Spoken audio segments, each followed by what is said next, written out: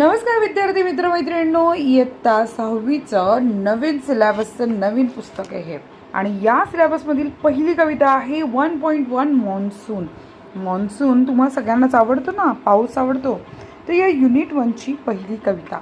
आता या पहिल्या कवितेचे हार्ड वर्ड्स म्हणजेच कठीण शब्दार्थ इथे दिलेत आणि गंमत म्हणजे काय, मी प्रत्येक शब्दाचा अर्थ दिलाय. काहींना वाटेल एवढे सोपे शब्द का दिलेत तुम्ही टीचर, पण ऐका, सगळ्यांना ही कविता वाचता यायला पाहिजे, सगळ्यांना याचा अर्थ समजला पाहिजे, म्हणून या प्रत्येक शब्दाचा अर्थ आपण या कवितेच्या माध्यमातून समजून घेणार आहोत. चला वेळ न घालवता आपण पटापट या शब्दार्थांना सुरुवात करूया. तर स्टांजा 1. स्टांजा म्हणजे काय, कडवं. त्या कडव्याच्या पहिले शब्दार्थ काय, द. द हे विशेषणे नामापूर्वी वापरलं जातं. सन म्हणजे सूर्य. इज कसं उच्चार आहे बघा, इज आहे. शायनिंग चमकत आहे. ओ अरे किंवा अरे रे. सो म्हणजे खूप किंवा फार. हार्ड म्हणजे प्रखर किंवा कडक. लँड जमीन. हॅज आहे, पूर्ण वर्तमान काळ दाखवण्यासाठी वापरतात. ड्राईड सुकली आहे. इट्स म्हणजेच इट इज म्हणजे ती आहे असा अर्थ होतो. पार्च्ड कोरडी पडलेली किंवा तहानलेली. फील्ड्स म्हणजे शेते. आर म्हणजे आहे. हंग्री भुकेलेली. रिव्हर्स म्हणजे नद्या. थर्स्टी म्हणजे तहानलेल्या. रेन पाऊस. कम येणे किंवा ये. आवड आवड म्हणजे आमच्या. वे मार्गाकडे. आता दुसरं कडवं. ऑन वर. हर तिच्या, इथं पावसाला ती म्हटले. फेदर्स म्हणजे पिसे. स्प्रेड पसरवणे किंवा पसरतात. पिकॉक्स म्हणजे मोर. स्वे म्हणजे डोलतात किंवा डोलणे. क्लाउड्स म्हणजे ढग.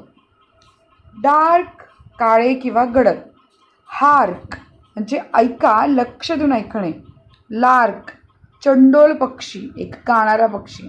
शीज म्हणजे शी इज म्हणजे ती आहे. आता तिसरं कडवं. दे म्हणजे ते. गॅदर म्हणजे एकत्र येतात. डॅश वेगाने धडकणे, आदळणे. अँड म्हणजे आणि. थंडर म्हणजे ढगांचा गडगडाट. बोल्ट्स म्हणजे विजांचे झटके. ऑफ म्हणजे चे किंवा चा. लाईटनिंग म्हणजे वीज. स्ट्रिक म्हणजे विजेची रेग किंवा प्रकाश झोत. आपण म्हणतो ना वीज कडाडली, ती स्ट्रिक. शिमर म्हणजे मंद चमकणे, लुकलुकणे. पिट पॅट म्हणजे टप टप पावसाच्या थेंबांचा आवाज. आय म्हणजे मला किंवा मी. फील म्हणजे जाणवते. अ म्हणजे एक, हे आर्टिकल आहे. जेव्हा एखादी गोष्ट एक आहे दाखवण्यासाठी I have a pen, I have an apple असं दर्शवण्यासाठी वापरतात. ड्रॉप म्हणजे थेंब. आता चौथं कडवं बरं का मित्रांनो. ड्रेंच्ड म्हणजे चिंब भिजलेले. सोक्ड म्हणजे पूर्णपणे भिजलेली. ट्रीज म्हणजे झाडे. हॅव आहेत, पूर्ण काळासाठी सहाय्यकारी क्रियापद. बाथ म्हणजे आंघोळ गेलेली.